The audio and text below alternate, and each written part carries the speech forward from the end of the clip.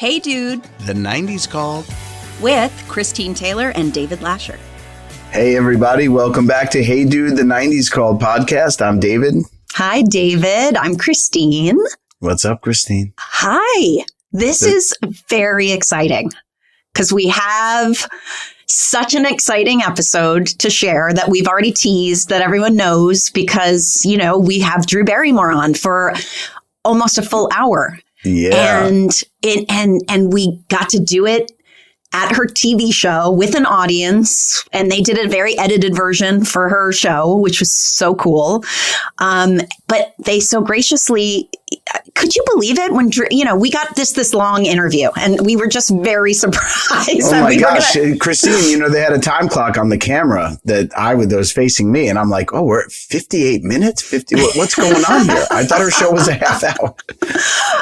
Well, we want to get right into the interview so that you guys can enjoy and hear all of the things you didn't get to hear on her show.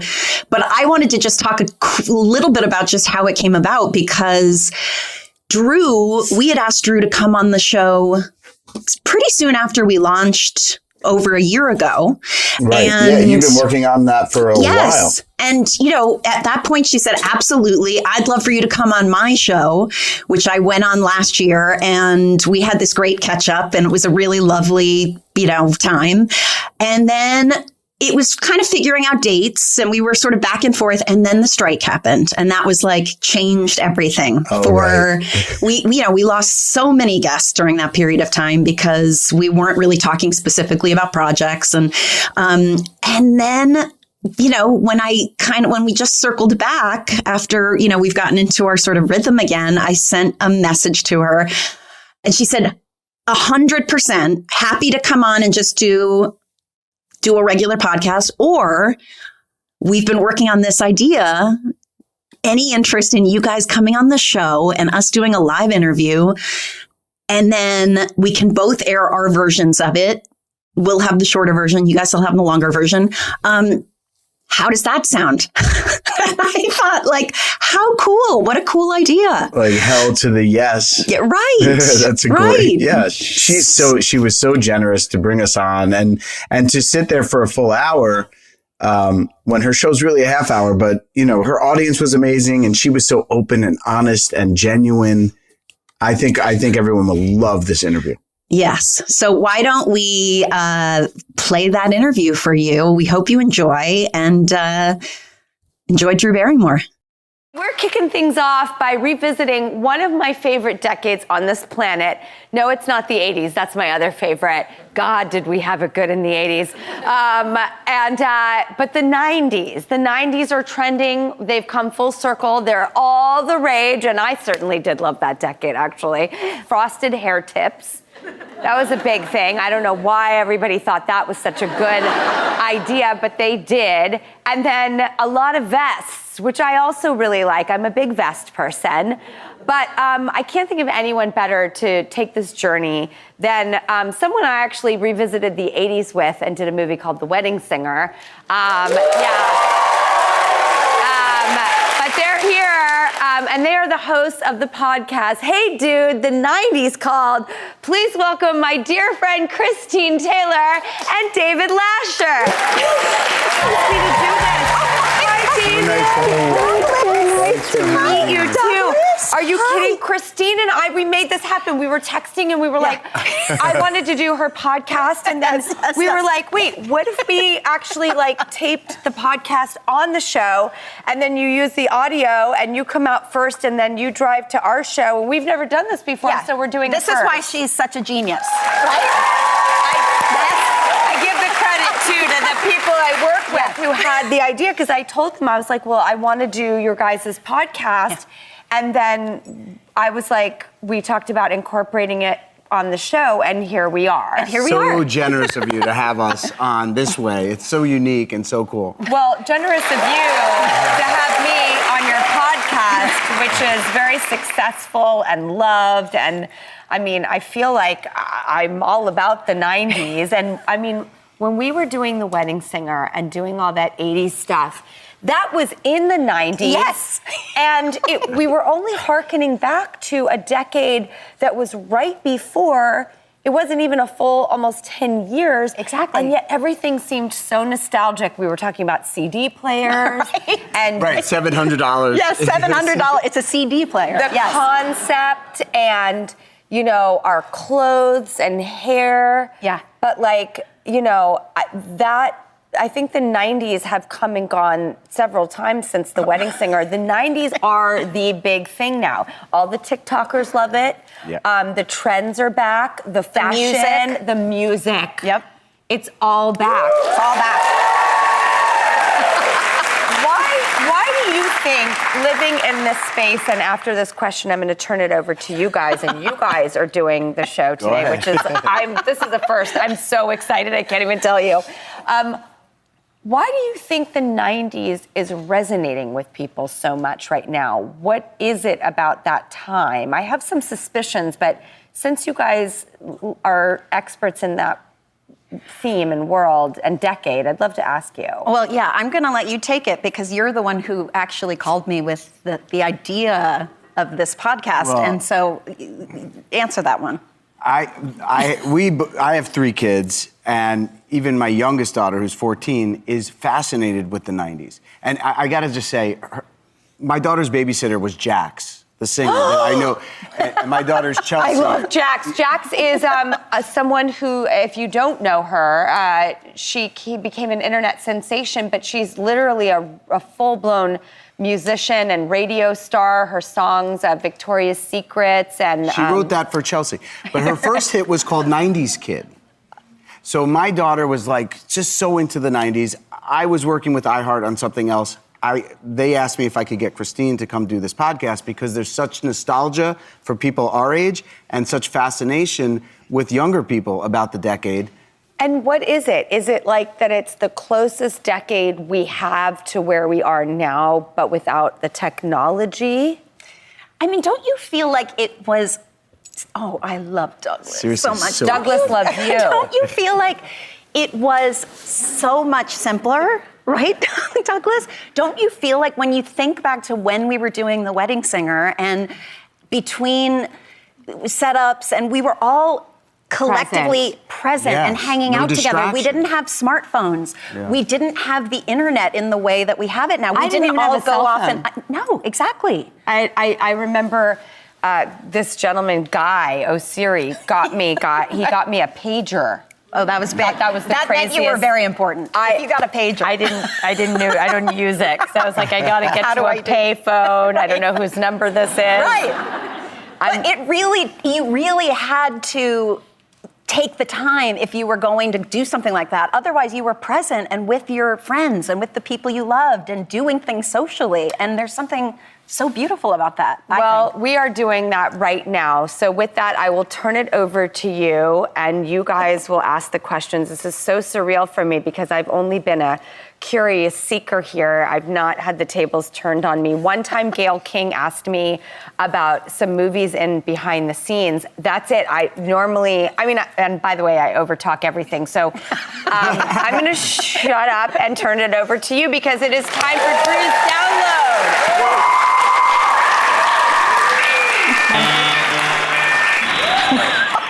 Even that sound, I love. I still have my AOL email address.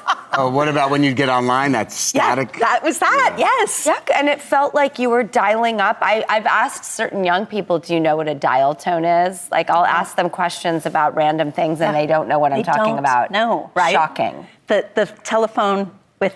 I'm like, like a Rolodex. Right, and they're like, exactly. I don't No. know what a Rolodex is. I'm like, oh my God. Okay. All right. We're up. Okay.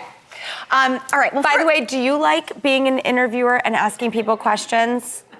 It's so fun. Yeah. She's amazing. No, but we have had so much fun. And listen, It's really just conversation at the end of the day. Conversation. But That's it's what it so is. fun, and it really feeds the curiosity. And I'm a curious person, and I'm just so. I don't know. I feel like Pretty Woman when she's like, "If I forget to tell you, I had a wonderful time tonight." That's how I wanted to start. Having it. We did too.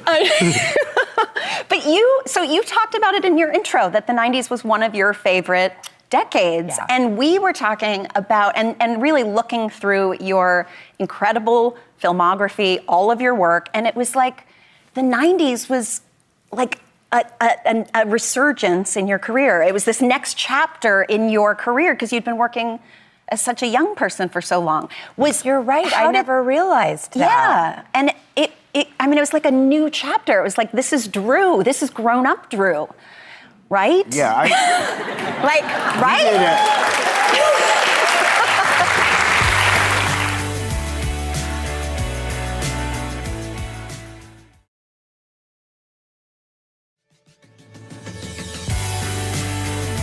You made such incredibly brilliant decisions when it came to films you were doing and roles you were taking. And so, just to sort of talk a little bit about like how that re-entry was for you is something that, we would love to hear about because that was such an interesting time too. And great, great film work. My God.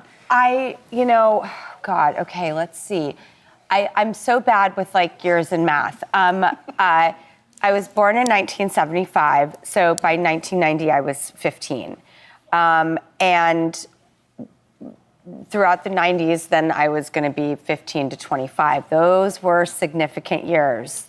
And I knew that when the 90s started, that I had taken time off. I had life experiences that, I just openly did not know how to handle all of it. As most kids with too much access and access do not know how to handle it with their developing brains. Social media companies, please trust me on that one. And let's keep our kids safe and as innocent as we can for as long as possible. And then I didn't know how to get back into my job. And I was living on my own. I got emancipated by the California courts. I had my first apartment when I was 14.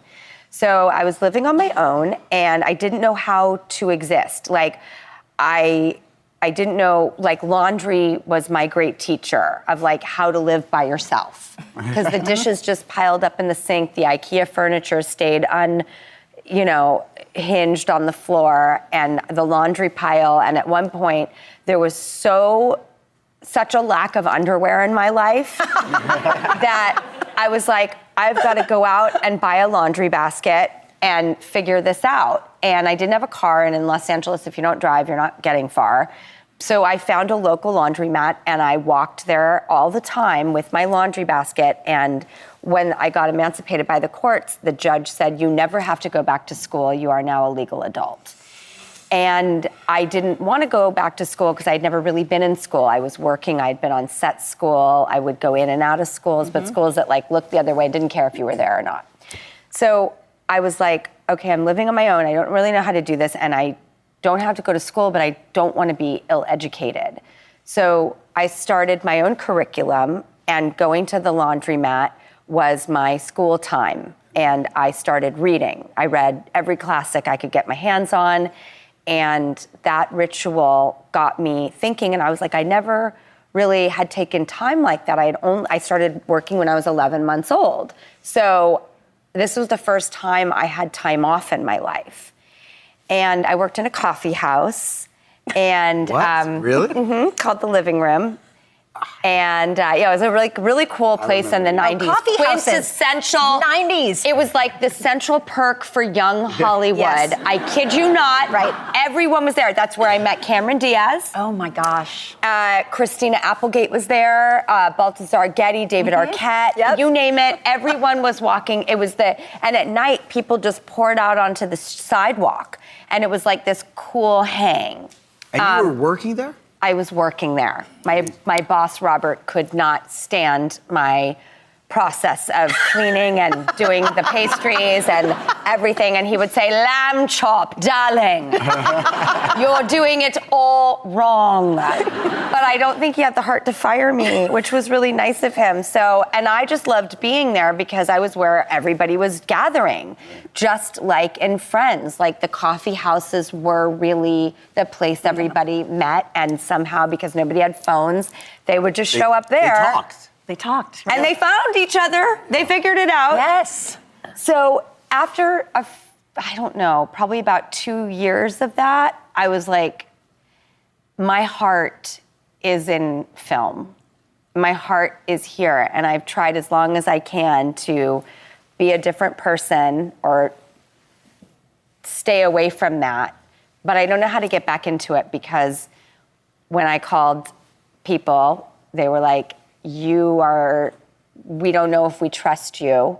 And I had never screwed up at work. I only screwed up in my personal life. So I was like, I'm the most professional person you'll ever meet. I screwed everything up in my life. I would never do that at work. I've been working since I was 11 months old. Check my records. Right. I'm on time. I know my lines. I'm a consummate professional, and I challenge anyone to my infallible work ethic. True. So I started going out on auditions again. And some were, the first year was very awkward, because it was a lot of that look. Yeah. And auditioning is so vulnerable anyway. You know, you go for a job interview, and it's like, it doesn't matter what the profession is. You're just so like, I want to prove myself. I'm really excited. I know I'm going to be overdoing it, and then you're going to smell my desperation, and then this whole thing is going to go to pot. But I'm going to just try as hard as I can anyway. And that was another 2 years. Wow. I came close to getting roles. I started getting better sort of feedback and some momentum. I came very close on a bunch of films and TV series. I was going up for anything. A lot of Pauly Shore movies. Very big in the 90s as and well. Brendan Fraser. It was, I auditioned for all of those. Encino Man. Yes, Encino Man. It was like Encino Man, or My Two Dads, or My Stepmother's an Alien. Right, exactly. I went up for that. The Coneheads. The Coneheads, yes. Like, we were probably up for all the same jobs, and I did not book anything.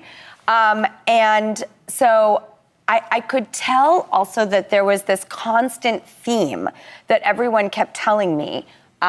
So I guess you would, have to be ignorant not to pick up on the fact that they're like, listen, we see you as a kid, and you don't look like a kid. Oh, yeah. But you're not an adult. And so you're in no man's land. Right. And I would hear that for 2 years, and I was like, I don't know how to change this. I'm 14 to 16. I'm in that space. I can't figure out a way to not be physically what I am. I'm going through puberty. Right. So one day I did get an idea, and I was like, if they think I'm such a kid, what if, and I'm not calculated. I've never once tried to be ambitious or successful, and some of those words, I'm like, when I hear people say them, I get a little nervous, like, what are your intentions? I just wanted to work. Yeah. And so I thought, wait a minute, I keep hearing this, you're a kid, but you're not an adult, and we just don't know what to do with you. What if I tried something different? And I found this script called Poison Ivy. And I was like, it's so good. It's so good. And I was like, tease the hair. There you go. Do you see me as a kid now? Wow, you just got a lot tougher. And I just put on this persona that I knew was in me. I felt sexy and fun, and I thought, what if I tried that? And then that's what I did for a couple years. I was doing those kind of more femmy, sexualized, roles. And then I started to hear, well, she's just a B-movie actress. Oh, God. And I was like, there's nothing wrong with that. I have to ask you about Scream, because... because I don't remember a movie where one actor or actress held the screen by themselves for the first 10 minutes of the movie. And everyone, as an audience member, I was watching it thinking, everyone's thinking Drew Barrymore is the star of this movie. There's no way she's going to get killed. And as you're running to your parents, he stabs you to death.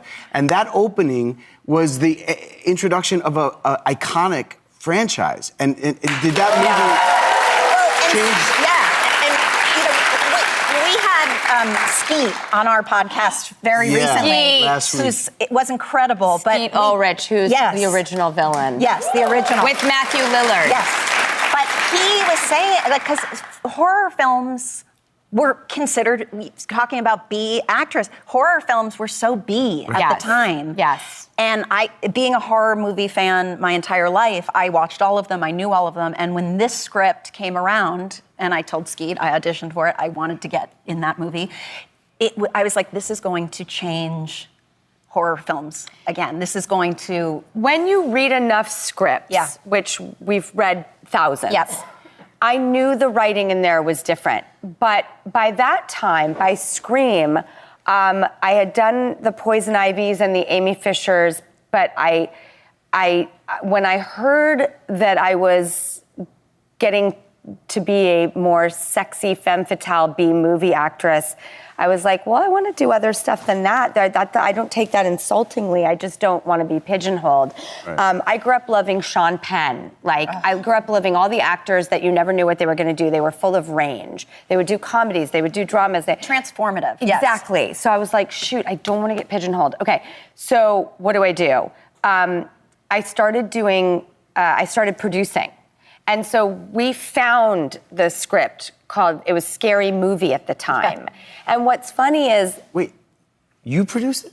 We were unofficial producers, but I went and found the director, Wes Craven, for it. Because I was like, this in the hands of one filmmaker will be a B movie, and this in the hands of another will be a masterpiece. Mm-hmm. And so I thought, who's the greatest horror? It's John Carpenter and Wes Craven. Right. So we went to Wes Craven. I had no idea. I put that in his hands with Miramax and the Weinstein Company at the time.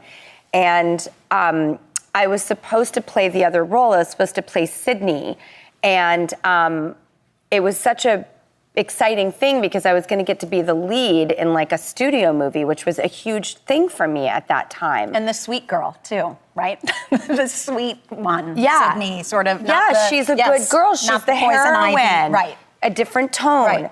But I got this idea that I loved scary movies so much, and what I loved was Janet Leigh in Psycho and the movie When a Stranger Calls. And but that's the opening of Scream. Exactly. Yeah. Yep. And I was like, my biggest irritation with horror films is even at the last second is you just know she's gonna make it. And I was like, I should be the one that dies in the beginning because then all bets are off. No one's gonna expect it. No one expected it. And so I called one night and I said, could I please play the other part? And they were like, that's not what you're booked for. And I was like, I know, but I just think this will be so much better. And what's funny is when you say something like the star of the film or anything, I at that time saw myself as nothing but a B-movie actress who maybe was acting their whole life, but I've never seen myself as anyone of a certain value. I'm just another person walking with my head down, trying to do good work. And so I never thought of it as any type of, I didn't think that would bother anyone if I changed my mind and switched roles. I didn't think that, I was of substance or of use for anything. I didn't think less of myself, but I never thought more of myself. So when people were like, we thought you would be the star of the film, I was like, I wouldn't have thought that. That's okay, well, great, good. I've been told for years, and I've thought for years that I have to earn my way back and that I'm just another person trying to get a job. And so I never worked with a calculated mentality of these will be smart career moves. I just thought, I just want to keep working and I don't want to get pigeonholed and I want to do a little bit of everything. And that was always where I was coming from. I wanted to do what I thought was fun and what was right in front of me. People would say, what's your 5-year plan? I was like, I have no idea. But you brilliantly created your production company. Yes, Flower Films. With Nancy. When I was 19. 19. And we're celebrating 30 years this year. That's amazing. 30 years. I'm 49 and I was 19. And, one of the reasons I really wanted to start that company was because there's a certain type of treatment as an employee, and that I always wanted to sort of change. When I would go in for auditions, which is no different than any job interview, it's the same exact process. hi, nice to meet you, show me what you've got, we know why we're all here. It's raw, it's vulnerable, it's naked, it's awesome, you've got everything to lose, and you're just so hopeful and eager. And someone else is in the position of power to say yes or no. That's the same circumstance. And I noticed that a lot of the rooms I would go into were not very warm and friendly. Yeah. And it just makes you feel bad. And I just thought, God, I love people so much. If I could ever be in the position that these people are in, I would be so nice to everybody, because we're all just trying to get a job here and make a living and work and find our dreams. And so when we started Flower Films, I was like, let's do everything differently. Let's not hold casting calls. Let's make it really friendly and warm. We'll book out long sessions with people. We'll workshop, and we'll just have so much dignity and joy. And that was a part of why I wanted to start that, because also I wasn't getting a ton of work. My phone wasn't ringing. I was not being thought of for any big, important roles or filmmakers. That was not my journey. So I was like, well, shoot, if I'm not getting hired, I'm going to build that telephone and call people with it and make and create jobs, and then we'll be doing the hiring, and we'll make it so different and fun, and screw it, I'm not getting any jobs otherwise. What do I have to lose, right? Awesome. Right. The first movie you produced was Never Been Kissed? That was our first official. The reason we got in on The Wedding Singer was because I went and stalked Adam Sandler because I knew that he was so special. And he really only had Billy Madison out at that point, and we all loved him from Saturday Night Live. And I was like, I know we are supposed to work together. I know it. I have Flower Films. You have Happy Madison. Let's make something together. We boiled it down to The Wedding Singer. They continued to write it. And we made that film. I know.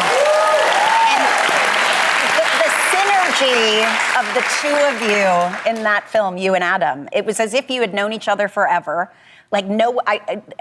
People still ask, was that the first film they did together? Yeah. And you haven't done a million films together, but people think of you as having done so many. And I knew when I met him for coffee and I was, 20 years old or whatever I was like, I know that if this works, we could do a bunch. I feel like we're like Hepburn and Tracy, Nichols and May.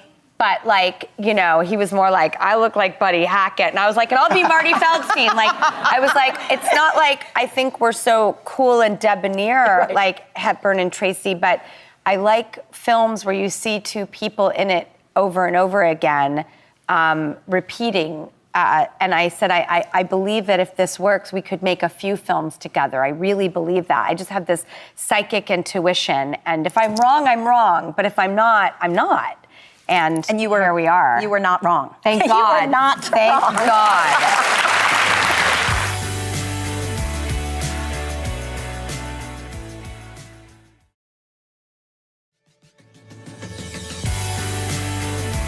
Films, should be two-handers, women, I can't think of Zoolander without Matilda. It's when you empower both genders and both roles, then you give something to everyone. And that was something I really wanted, was equal balance of the male and female energy in films. Yes. As a producer, I loved that. And there's no ego in your work. I did a Drew marathon, and it was so much fun. I literally watched all your stuff. But with Wedding Singer, you see this guy that's going through a nervous breakdown, but you see his kind eyes and you see something in him. And then in Never Been Kissed, which I don't know, the script was so amazing, and you play the romantic lead of a movie, beautiful as you are, but then the nerdiest parts of yourself. The physical comedy in this one. You're like Chevy Chase in that brilliant. movie. Oh my God. Chevy Chase. I'm a sucker for pratfalls. Totally. The physical comedy, Best absurd. reference I could ever get. Never Been Kissed was very interesting because it was our first official film for Flower Films. Right. And at that time, people were very weary of actors being producers. A lot of it wasn't necessarily working, and it didn't mean because you were an actor, you knew how to produce a film. And it was about the economics. So if you didn't make the film work and you produced it as an actor, you were likely to not be able to do it again. So Wedding Singer, Ever After, Scream was me learning and really applying myself in different ways and then showing up to Never Been Kissed. And I was very stressed throughout the movie. I don't think I've ever told anybody this. This is the first time I've ever admitted this. I was so scared during the whole film because I knew if it didn't work, we weren't going to get another chance. It's all on you, yeah. Gosh. And so we had so much fun making it. It was the best time ever, but I had to clench stomach the whole time because, and I would get these calls from the studio and they were like, I'm sorry, but you're just looking too unattractive. Stop it. And I was like, good. And they were like, no. They were like, it's too far. And so I was forced to even tone it down a little bit because I had gone even farther. They were like, it's like, and then they said something that appealed to my sensibilities rather than my ego. They were like, we don't want you to lose the heart because you're going so far for the comedy. And I was like, great argument. Let me dial it back a little bit. And so Josie, what you see there is me dialed back. And there were a lot of scenes we would film that I felt so raw and uncomfortable afterwards. Like the dancing in front of everybody, people were like, ugh. Like it wasn't cute. I was not Poison Ivy. I was not this girl getting looks. I was like, and people were a little put off. It was weird. It wasn't comfortable. And I would go home at night and I was like, oh my God, I am so lame. I am so awkward. This is going to fail. We're never going to be able to do this again. And isn't that when the greatest stuff happens? When you're taking chance, you're out of your comfort zone and going for it? Because that movie works so well. And you're so funny. Absolutely. It just doesn't feel it in the moment. Exactly, Yeah. right? You're both 100% correct. And it came out and it worked and we got really lucky and I'm very, very grateful. And I would walk around just going, I can't believe this worked. We're going to get a second shot. And then Nan, my producing partner, showed up and we had built this office Flower Films. It felt like a camp, so you weren't going into cold audition rooms that had that folding table and like weird cups. Bad lighting. No bad lighting, the weird camera, like just very, like they're scary. It sounds like a horror movie and it feels like one. Right. We had couches and colors and permanent cameras and just really, really, everything was so comfortable and tailor-made for people's central nervous systems to feel good. I was in the offices and I was trying to eat my lunch and Nan came in and goes, dude, they're making Charlie's Angels at Sony. I want in. And I was like, you just ruined my lunch. Now all I can think about is Charlie's Angels. And I was like, but Nan, like, how are we gonna go from Never Been Kissed to Charlie's Angels? How are they gonna take us seriously for a big job like that? So we got our Trapper Keepers and our binders and our JanSport backpacks and our bulletin boards and we went into Sony and we made a big presentation. Very 90s. Very 90s. Trapper Keepers, because this is late 90s now, right? Yes. Right? Yes, Going into this the is early, 97. Yep. And we made a case for what we would do with Charlie's Angels. And we got the gig. We got it. And we went to write a script. And the 90s was, for me, a time where I learned that it was okay to be a woman, that you didn't have to pretend to be a man because it was very power suit era for women. If a woman wanted to be in charge, she kind of took this real tough approach. And I was like, I'm a girl. I'm gonna be soft. I'm gonna be in my corduroy gentle. jeans. Yes. And I'm gonna show warm. up. Sometimes we were the only girls in the room. And never once did we ever have anger towards men or an over-inferior complex as women. I thought about Pippi Longstocking every day because she gave me the courage when I was young to feel like girls can do anything and the go-go's and all the things I was attracted to. Well, you do that for girls today. I mean, honestly. If I could only. When you started Flower Films, people weren't doing that, especially actresses, right? So it's so, I mean, Did you call Cameron and be like, it's Drew from the living room? I called. That's exactly what I did. I used to serve you your lattes. I did. We made friends. She was a junior model, and she had been going back and forth from Tokyo. She lived in Long Beach. I was 14, she was 16, and that's where we made friends, was at the living room in the 90s. That's how we know each other. So she was on a road trip, and I found her on the road. Her agent told me how to get her I called her on a payphone or a cell phone, I don't even remember. And I was like, hi, it's me. And she was like, hi. And I was like, okay, so listen, I want to make a film. It's Charlie's Angels. Before you think you know what it is, I want to make something that is not at all what you think it's going to be. And I'm convinced that we're supposed to do this together. And there's no script. You just have a property title, which I'm worried you're going to turn into a negative thing. A lot of old TV shows had been being made into movies. The Brady Bunch was the best of them with Betty Thomas. It was so brilliant. But that was a comedy. That was comedy. And when they were trying to sort of slick, actionify, cool factor a lot of old shows, I don't know why, but for whatever reason, it wasn't working. Right. So we knew we were going into it with baggage. And I was like, we are going to be girls. We are not going to try to pretend to be men. This is going to be a comedy. It's going to be an action film. And we're going to be best friends. And we're going to talk about how women support each other. And we're going to talk about the date from last night while we're taking down the bad guy, because that's what girls would do. We couldn't help. We can't compartmentalize. Right. And she took the leap of faith and said yes. And she was very choosy at that time. She was being John Malkovich, and she was in a place where she had something about Mary, and she could do anything she wanted. Right. And she's a really smart human being, and very, she's never been a desperate person. I have been a desperate person my whole life, and she wanted to make decisions not because she wanted to become successful, but because she wanted to do what was truly in her heart. And I don't know how, but somehow I convinced her with no script and a title that we were going to make this particular kind of film, and we did end up making that film that I promised her we would make. And then it was just the two of us, and we knew we needed to find our missing puzzle piece, and we went on the widest search, and we knew we would know the second we met the person, and we knew it when we found Lucy. Yeah. That was it. It was so special.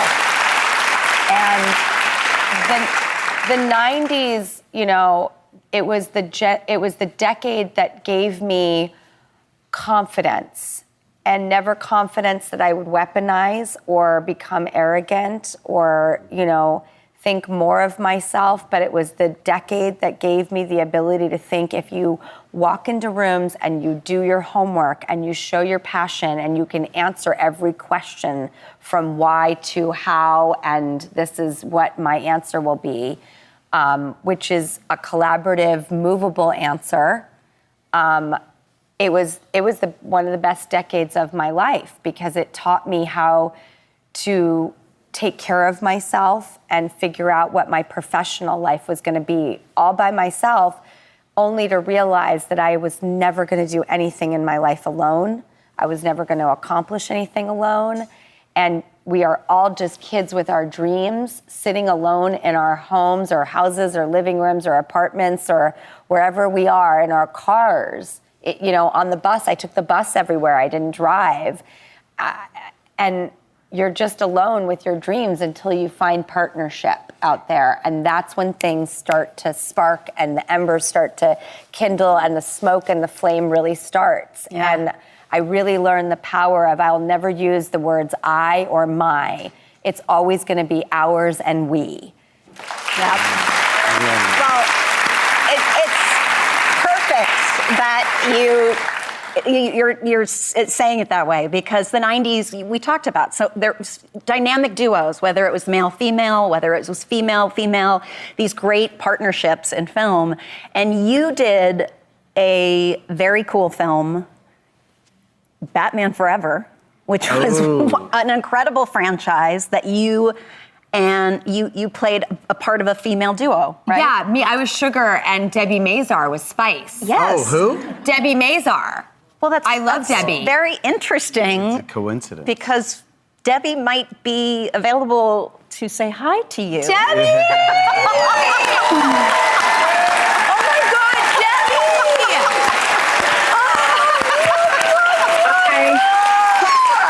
Debbie. Debbie, first of all, oh my God, you look so beautiful. Thank you. Oh my God, I could So melt. nice to see you, Marty. Oh my God, I could melt in the pools of your beautiful eyes. And you did together. Yes, we had the best time.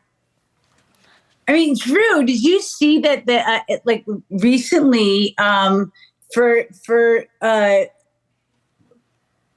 was the Jenners? The Jenners played us for Halloween. Yes, They replicated us. It was kind of amazing. I saw that and I freaked out. Look at that. By the way, look at them. I didn't think that was real. And then I was like, wait, no, it really is. Oh my God, it's really them. Oh my God, Debbie. You know, Debbie, you gave me like so much confidence because you are such an incredible makeup artist. And we were working with this Hollywood legend, this woman named V. Neal. And Yeah. I mean, just the biggest makeup. She was the biggest. We had like a 2-hour makeup. And then Jim Carrey would be next to us getting ready as the Riddler. And Tommy Lee Jones. And Tommy Lee my Jones, God. Two-Face. He would be getting half his face on. And it was, that was just so much fun. And then we did that photo shoot with Herb Ritz. And I have never worn clothes like that before or since. Me neither. I mean, I don't know about you, but I had to get a body cast. Did you get a body cast? I mean, I had to get a complete, like, I was in a complete, like, body cast. And we had to use slant boards to stand up because we couldn't sit down. Yeah, we were very corseted. We had the garters and the corsets, and it was just such an exciting thing. And I had just worked with Chris O'Donnell on this film called Mad Love, and he was playing Robin, and Val Kilmer and I were friends.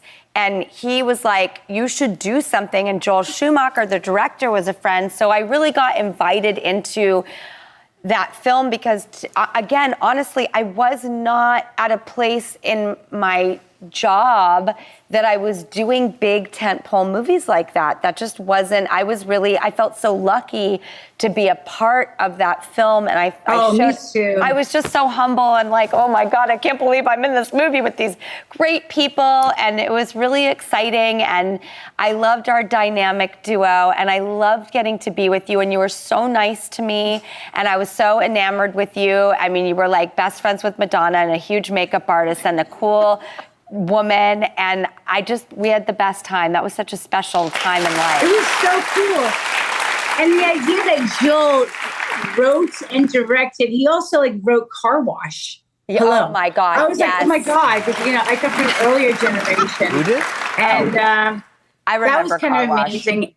And you were so beautiful in that film, and we had the best time. I mean, I just loved our time in the makeup trailer. And Tommy Lee Jones is always so grumpy and intense. God. He was a grump. and intense. He was so intense, and we were like his malls, And I remember Joel Schumacher saying, "Put your tits out, like, décolleté, décolleté." Joel's gay, by the way. Yeah, Joel actually, the director, Joel Schumacher, he made St. Elmo's Fire, Flatliners, so many incredible films, Falling Down. He was always doing something different. You never knew what kind of film was going to come out of him. And he was a huge figure in like the Warhol factory days and a fashion icon. And so he was just very fabulous. And yeah, he would say like, be a woman, décolletage, but yeah, Tommy wasn't having it. And Not at all. I'm like his worst nightmare. I'm like, oh my God, Tommy Lee Jones, I love you. And he gave me a lot of side eye. No, you know what? I was so honored to work with you. You to me were such an icon. You had been in E.T. and you were such an icon in Hollywood that when I met you, it was so great to work with you, and you brought it. You brought every moment, and I'm so proud for both of you. to know you. And Debbie, go ahead, finish, and then I want to ask you both a question. Also to see Drew as a mother. And we're both mothers now, and I'm just so honored that we've grown up and we've had a journey, and I'm just really proud. And you're both more beautiful than ever. You have 2 girls. You're in the 2 girls club. Yeah, we're 2 girls. We're so lucky. Oh, Debbie, what was your question? My question is Christine? because you two had just done Batman Forever together, and I remember when I had auditioned for The Wedding Singer. And I had this great audition with Adam and the crew, not with you, but with Adam and the crew. And I kind of didn't hear anything for a bit. And then a couple weeks went by, and then I got a call, and my agent said, Debbie Mazur just was offered the part and turned it down, and now they're offering it to you. Oh my God, are you And kidding? I never knew if that was true. I never knew if it... Debbie, is that true? If you were unavailable. And apparently it was you two were close and friends, and that was where you all wanted Debbie in the film. And, as usual with me in a lot of movies, I'm sort of like 4th choice and cheap. But oh my God, you and I have the same level of self-reflection. It's so funny, Debbie, you're like, you were an icon, and I was like, I'm excited to be next to Nicole Kidman and invited to the party because she was in the movie too. And it's so funny, I never saw myself that way, and I'm so grateful that you would say that. That's exactly how I saw you, Debbie. But is that a Thank you, Drew. Thank you. But actually, Christine, I was really, I'm kind of embarrassed because I wanted to do The Wedding Singer. I was young at that time in my career, and Adam, I auditioned. Guy O'Siri got me in. He gave me a connection, and I auditioned, and Adam liked me, and I got the part. And I was so excited because I really was such a huge fan of Adam. And then my agent said, don't do it. You're not getting paid the right amount of money. And I was like, wait, what? And ultimately, I passed only because my agent told me, just hang on, don't do it. I regret it to this day. I apologized to Adam Sandler. I said, oh my God, I was so young. My agent told me the wrong information. I ended up firing my agent after that, obviously. And so I'm happy for you. To this day, I have such regret because I so wanted to do that movie, and I just was young and made a stupid decision. Well, I know how to fix this.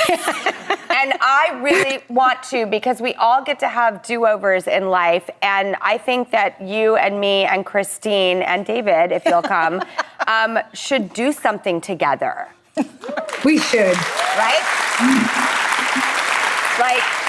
Timing is so everything.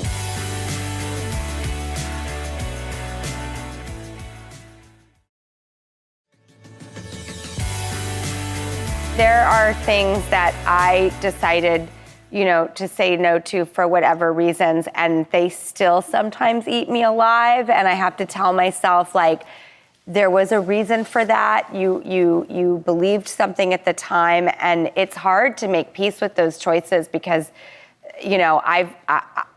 I didn't think I would ever even have the ability to say no because everyone was saying no to me. And it's just weird the way things work out. But I do think that we should all do something as the female trinity to get this baby back on the track.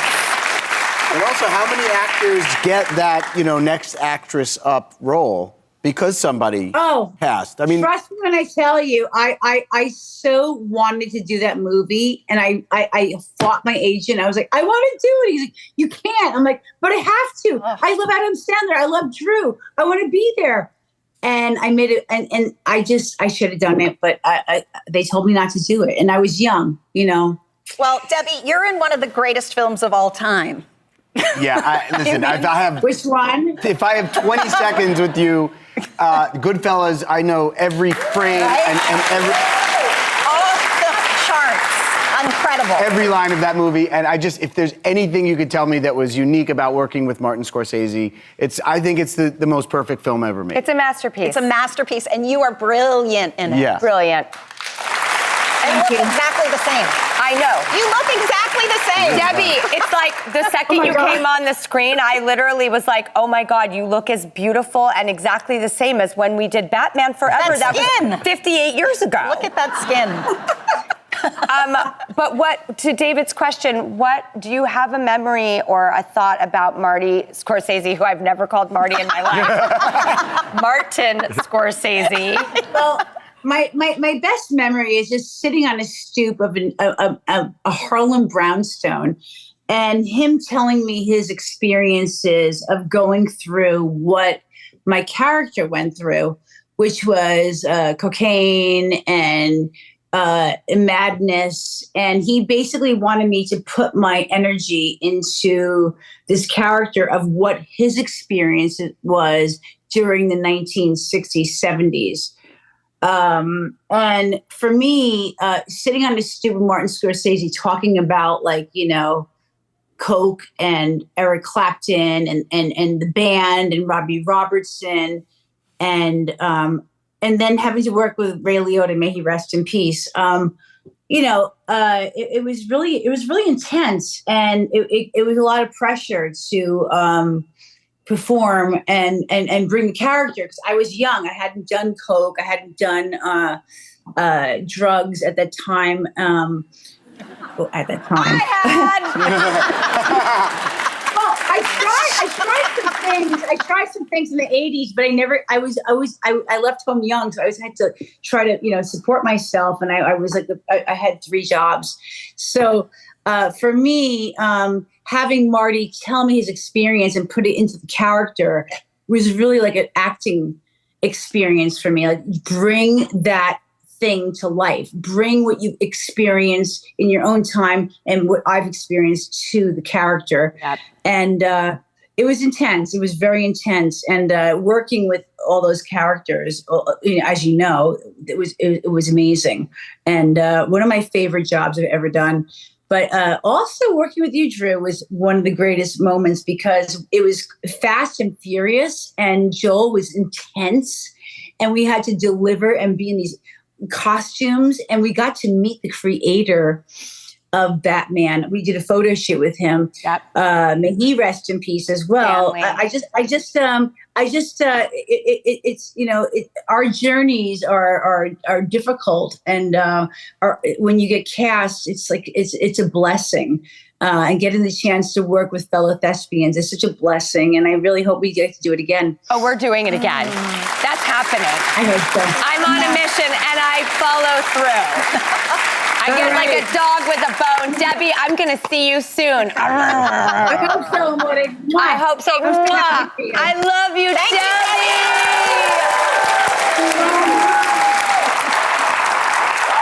Oh my God. And the fact that Kendall and Kylie dressed up as us recently. I was like, that's not real. And then I was like, oh my God, it's them. I couldn't post it. I'll post it eventually because it's so cool. Why don't we do this, Debbie? We'll coordinate and we'll collaborate on a post together, and we'll both do I love that.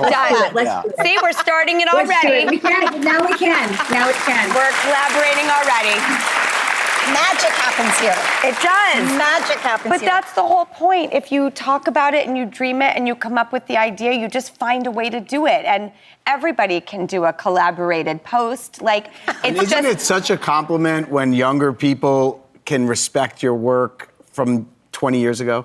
Like the Jenners dressing up as your characters? Yeah. Like if my daughter recognizes something that I did a long time ago, it's just such a compliment. You're right. I know. I didn't really believe that was real until I stared at it, and I knew there was a reason that we didn't talk about it at that time. And Debbie just reminded me why. But it's something that we can celebrate now, and acknowledge, because that is such a cool moment. And there are moments where I see E.T. merchandise, or I'll see a Scream mask, or I'll see our Charlie's Angels dolls, or the Jenners dressed up as Debbie and I, like in our character Sugar and Spice, that things hit me a certain way. But I've had a lifelong discipline after that moment. I can carry it in my heart and I can feel the good feelings from it, but I will never really be able to process it fully, because growing up in this business, I really thought I always loved and followed and aspired to be like the people who were so humble, grateful, and more normal, that didn't take this job as a license to think that they were in any way special or different. Mm-hmm. And I just think that I worry that maybe I won't take in all the good because, I'm so disciplined, but it really does hit me in moments of like how lucky I've been to be a part of these things that are a part of pop culture. Gratitude, yeah. And I appreciate those moments so much, because I don't stop myself and think, oh, you can't enjoy this moment. I'm like, fully enjoy it. Yes. Well, this is one of those moments for us. This moment is thank you for doing this. This was so, David said, it was so generous of you to give us this much time and to give us Douglas. I think we can also all look to different moments of our life and what were moments that changed things for us. And, I know that getting to be and work with you guys, there really was a several-year period where I was an undesirable candidate to be employed or to work with. And I will never, ever take this for granted, because I know and I really understand the power of when you're not allowed to do what you love to do. And I don't wish that on anybody, but I wish the understanding of how good you have it when you do get to do it, and to never take it for granted. Yeah. I'm gonna cry. It's true. I feel so lucky now. And I love you, Debbie. This was such a rare opportunity. I feel so focused on everyone else when I'm here, and yet I talk a lot and I relate and I bring my own experiences. But this was such a privilege, you guys. This felt selfishly a beautiful moment that I haven't gotten to have here on this. I don't even think of it as a show. It's just a place we get to come that wants to acknowledge everything everyone is going through in their life. I know everything that's happening in the world, and we just want to be a bright spot and not a blind spot. Because nobody needs to be faked or told that things are better than they are. We just need to find our way through it in the best, most enlightening, productive, and excited ways possible, while feeling all the tough things we've got to feel along the way. So how do we figure this out? How do we live a life? I'm figuring that out right here in this room with everybody. I feel very lucky that I got to talk this way today. Like Christine How much do you love this girl? and Debbie, I got to have a very rare opportunity here. Thank you. Thank you. Thank you so much. I love you so much. And this. I love you. And thank you for bringing back, the 90s and everything that happened to it. I think it's a time, as I asked that question, why are the 90s resonating with people so much? Things are circular, and I have hope that this indulgence we have with social media, town square, platforms, this much sort of intensity that we're all experiencing at every single age in this new normal, where we are the guinea pigs, literally figuring out how this all actually works. We've never been through anything like this before in the human existence. And I know that humans are beautiful people and they make it through things and they don't stay stuck and they figure it out. And I think we'll find a balance. And I think the reason people really love the 90s is because it didn't have some of the stuff we're dealing with right now. And that seems wholesome and nostalgic and positive and good. And if we want to, we can get back there at any time we want. And we can put our phones down and we can get back to something more engaged and more present and pure any second that we want to. It is all available to us. It's Totally. true. I agree. It was the last decade before we became so distracted and we're all fractured in what we're interested in. Like in the 90s, we collectively enjoyed entertainment together. Yeah, people had conversations, and then we all got completely distracted. The www. Holy cow, buckle up started. But there's, I'm just glad that people appreciate and celebrate a decade before this. It gives me the hope that we still crave that, and we recognize how powerful that time was, and there was great fashion and music and everything. So let's just celebrate all the good decades. All the good, all the sad. All good. You guys, new episodes of Hey Dude, the 90s called air Monday, wherever you get your podcast, because it's on almost every platform, right? I mean, it's everywhere. Yep. It's a very popular podcast, and I'm so honored to be on it. Thank you for having me and Debbie and all of us on your podcast. All right. So how great was that? That was really, so much fun. First of all, it flew by, right? I felt like it was sort of like we could have just still kept talking. There were still... Yeah, we did an hour without any commercial breaks. No break. It was like a straight hour of talking. And it was flowed. It wasn't like we had, sort of things to hit. The one thing we were sort of, cued to do was when Debbie was, they were ready to bring Debbie on as the surprise guest. And I kept seeing that they wanted to cue me to say it. And I was trying to find the on the teleprompter behind the camera? Yeah, I think it was so abrupt too, where I just said, so funny you should say that because anyway. But how great was Debbie and getting to hear her story about, first of all, the wedding singer story was crazy. I had no idea. You got her role. I had no idea about that. I mean, I knew that she had turned it down, but I didn't realize it was under those circumstances. So I didn't realize that she wanted to do it. And I didn't even realize she had auditioned for it. I thought she just got offered it and had something else to do. And it really that's one of those crazy Hollywood stories. But she was very gracious about it. And you can tell she said it's a total, she regrets it. I will tell the listeners, though, that anyone that's done the Drew Barrymore show, and I had texted with Jax, who had done it, and she said, you're going to love it. It's not like any other talk show environment. It was so relaxed. It's like a living room. There's a kitchen. We're just all chilling. She's cross-legged on the couch with her dog running around. It's like, well, our dog, that was like my emotional support dog. Oh my God, yeah. No, I was just snuggling up to that amazing Douglas the dog. Yeah, it just made you comfortable. And then for her, also I had texted with Maya Bialik too, because I respect her podcast so much. And I said, what would you do if a guest invited you on their talk show, which is only a half hour and very positive and aspirational? Would you just give a few, softball type questions? And she said, no, like talk about whatever you would talk about on your show. And Drew went there. She talked about her struggles earlier, and how she came back from it and how inspiring her whole comeback was. I feel like we got an hour from her that would have been exactly the same if we had just had her on the podcast. I agree 100%. I agree. So true. Right? Because I felt like I knew as well that the minute we brought something up, that she would tell story after story, which she did. She's got incredible stories.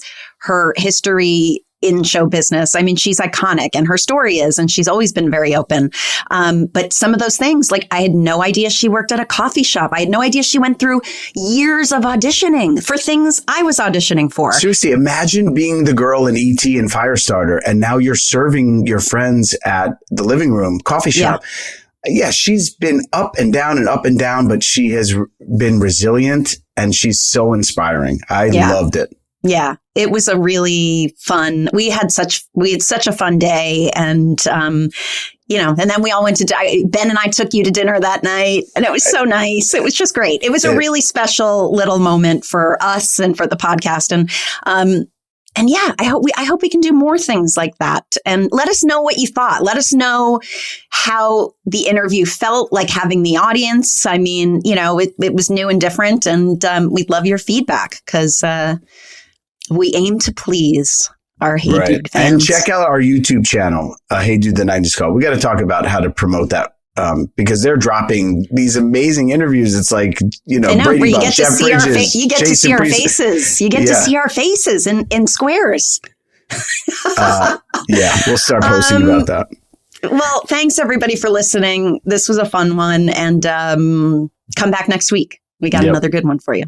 Have a great week, everyone. Thanks for listening. Make sure to subscribe and give us 5 stars. And please follow us on Instagram at Hey Dude, the 90s Called. See you next time.